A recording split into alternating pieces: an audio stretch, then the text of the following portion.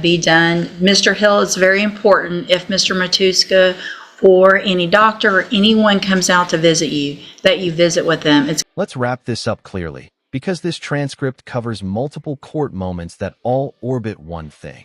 Compliance is currency in the courtroom. In the first segment, the court grants a motion for continuance and orders an evaluation after defense counsel reports the defendant is refusing to meet and review discovery at the jail, meaning the case can't move forward fairly or efficiently unless the defendant cooperates with counsel and the process. The judge emphasizes that cooperation with lawyers and evaluators is required to move the case forward and warns the defendant to stop disrupting proceedings. Then we see a separate bond conditions hearing where the judge lays out strict rules. Appear as directed, no leaving the state, no new crimes, address updates, no alcohol or drugs, GPS tether, and most importantly, no contact whatsoever with the named protected person, including indirect contact, social media, apps, and jail communications, backed by the threat of jail privilege suspension if the defendant violates.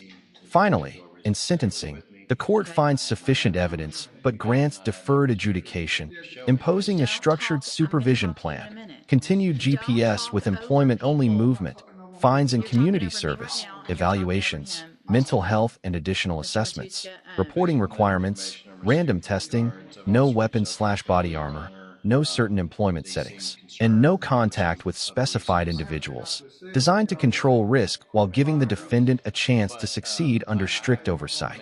If you found this case as shocking as we did, make sure to hit that like button, share your thoughts in the comments, and don't forget to subscribe for more jaw-dropping courtroom breakdowns. A second.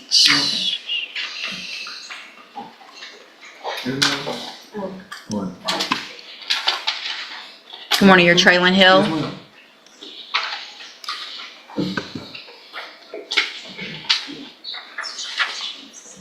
Let's see, what is it? It's a motion for continuance, filed by Mr. Matuska, Your Honor. You just paid the bond before. Nobody's talking to you right now, okay? Don't say, Mr. Hill, don't say a word unless someone asks you a question, okay? I don't see the motion, is what I'm looking for.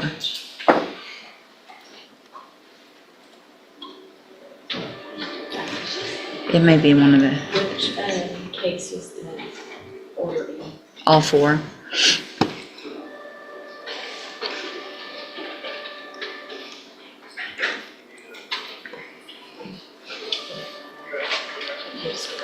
I just got a script error. Do I hit yes or no?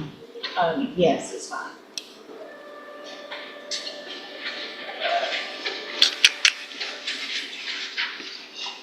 Sorry, now my computer's acting up. Did you try to run it? Did you try to run it? Huh? I haven't seen it yet. It's not even showing up, but now I've gotten to where I can't X out of anything, so. All right, so Mr. Hill's cases are set for trial to begin with jury selection next week. And Mr. Matuska, you filed a motion for continuance. I did, Your Honor. At the last setting, Your Honor, the court informed me that this case was urgent. We did receive all the discovery. I printed out all of the written reports and provided a notebook to the jail. I've gone down there with the laptop. The guards at the jail have informed me that Mr. Hill is refusing to come out and meet with me to go over his discovery with me. Okay. And I have not had an opportunity to show him based on... Don't talk, I'm gonna talk to you in a minute. I'm just saying. Don't talk over people. I'm not talking over him, let him know. You're talking over me right now, and you're talking over him. I own him. Mr. Matuska, Based upon that information I'm receiving from the guards, I've also reached out to the family, Your Honor. They seem concerned for some other reasons I haven't been out to the cell in over that like the court may be 5 aware of. weeks. But I have made efforts to provide him the opportunity to see his discovery, but the jail is telling me he's refusing to do that.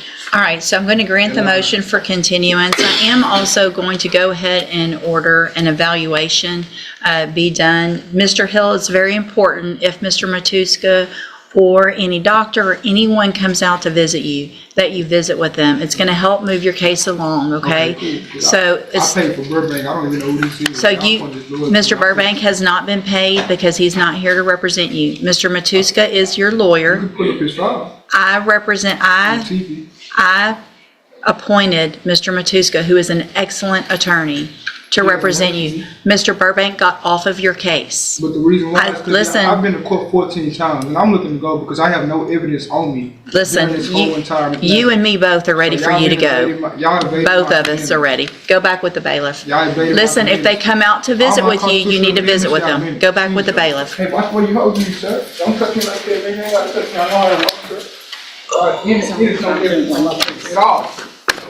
Your Honor, after the evaluation, if there's maybe another way that we could order some kind of sitting where I can at least give him the opportunity to see him. Yeah, I can, what we can do after that's done and we get it, if we need to, we can have him, I'll contact the jail and see if we can either have him brought here with guards or you somewhere at the jail where I'll order that they force him to go. Okay.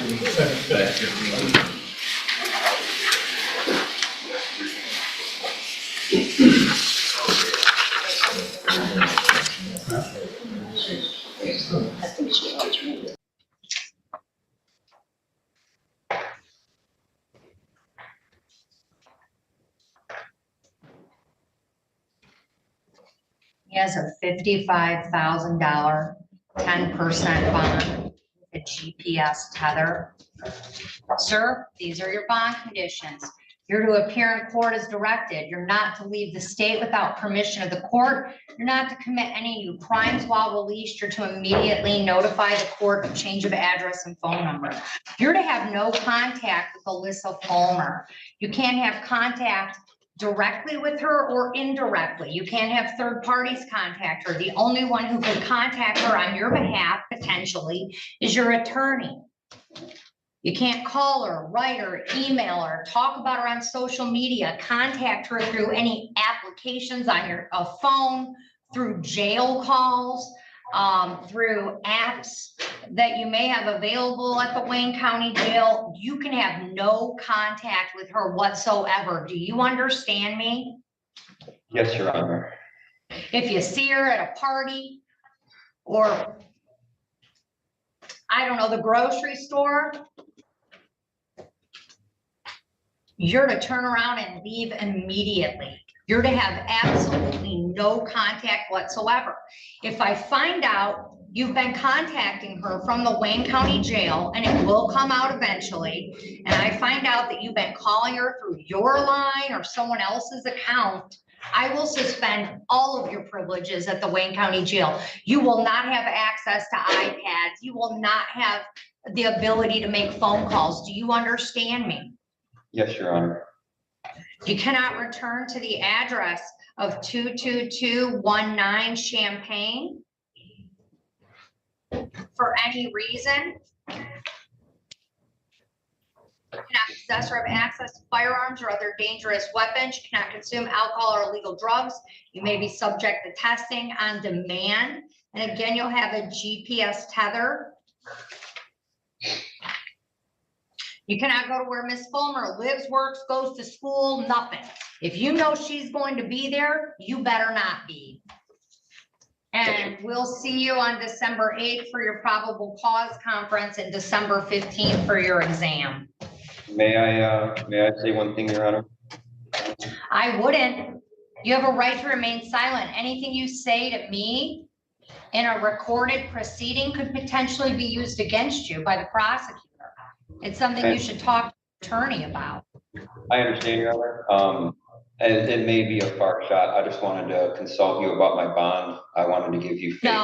No, I'm not interested, Mr. Fanto. Your Honor, number one, he needs, if he posts bond, he'll need to provide the court with an address, which is a little bit problematic with the GPS tether right at the moment. Number two, he would request an officer assistance. All right, you have you're allowed a one-time visit to obtain your personal belongings accompanied by a police officer. And you must provide a new address to the court within 28 or 24 hours of release. So if you have a place that you're going to stay and you're released, you have to provide that address to the court ASAP. So we know where to send your notices. Yes, Your Honor. And we could have a DSU report. I'm sorry, I didn't No. hear that. Your attorney requested a DSU report.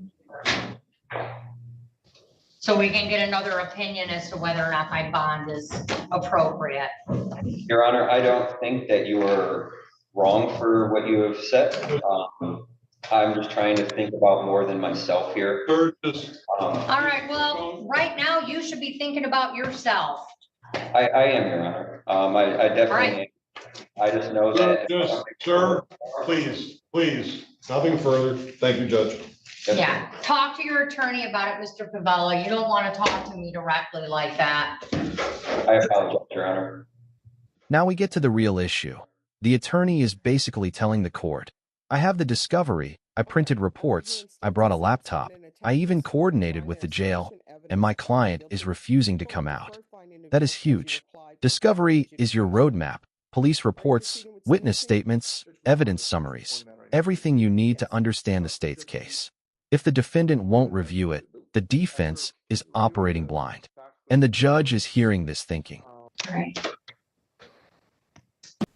All right. After reviewing State's Exhibits 1 and attachments, the court will find there is sufficient evidence to find you guilty. Court will defer finding of guilt as you applied for deferred adjudication. Are you proceeding with sentencing?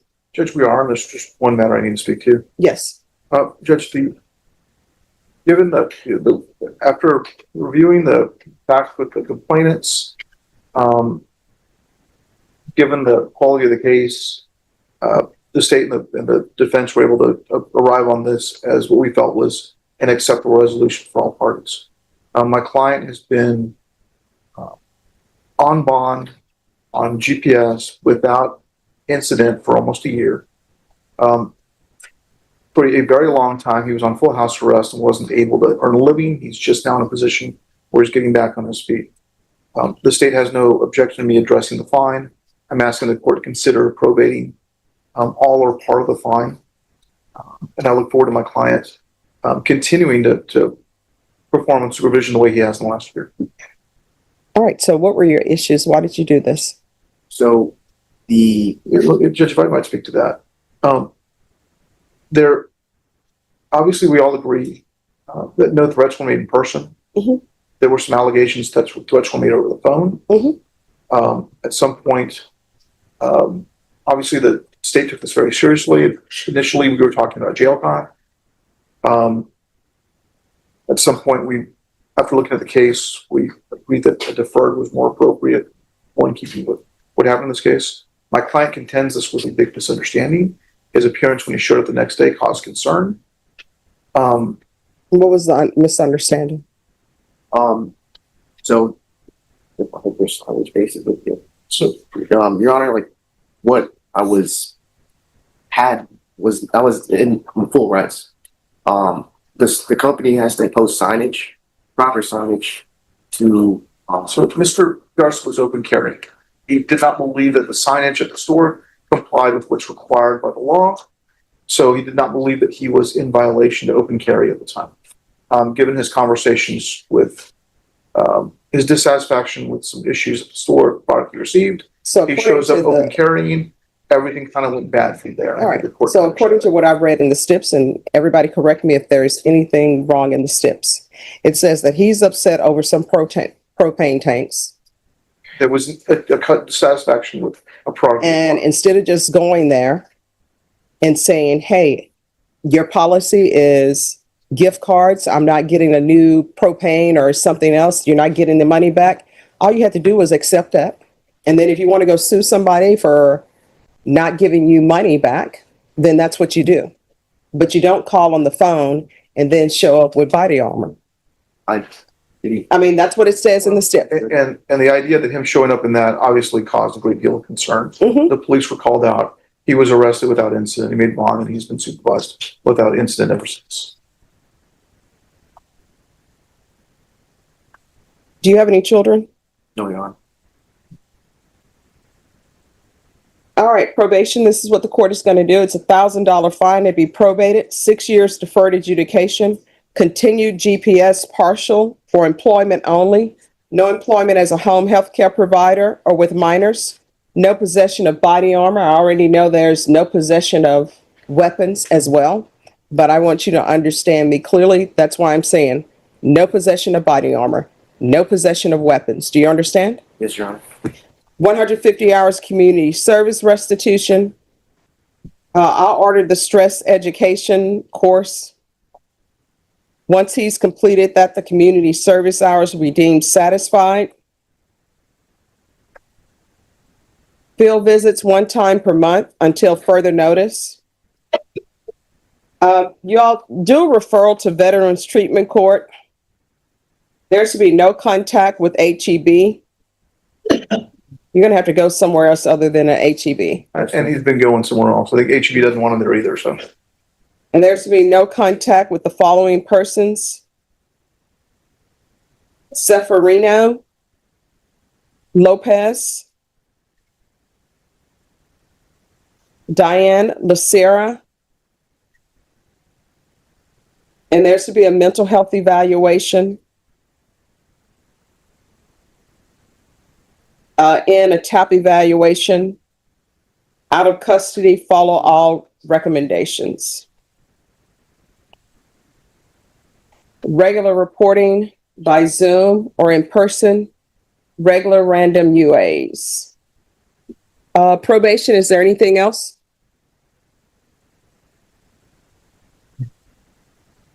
Yes, or with minors. Yep. And there's to be proof of employment within 45 days. And Judge, he does work, kind of does freelance work, and he's been doing that consistently. The court adjusted his probation, his bond conditions to allow him to do that. Yes. You know, he's been complying with the court's orders and that. So we'd ask that if the court's going to keep on GPS, it'd be in keeping with what the adjustments were made on the bond conditions. Oh, yes, he's allowed to work. Yeah. All right. That's all, folks. Everything about what kind of day this is going to be. The judge isn't even into the facts yet. She's trying to locate a motion on a glitchy computer, and the defendant is already inserting himself like the court is a group chat. That's why you hear the hard reset. Nobody's talking to you right now. Don't say a word unless someone asks you a question. Courts run on record control. When a defendant interrupts, it doesn't just annoy the judge. It creates confusion, delays, and it can accidentally put harmful statements on the record. And the judge's tone here is also a warning sign. She's not warming up, she's setting boundaries. When judges start policing basic courtroom behavior at the beginning, it usually means they've already seen a pattern, multiple appearances, ongoing friction, or a defendant who thinks talking equals winning. It doesn't. In court, uncontrolled talking equals consequences. Viewer question: do you think defendants like this genuinely don't understand courtroom structure? Or do they think talking over people is a strategy?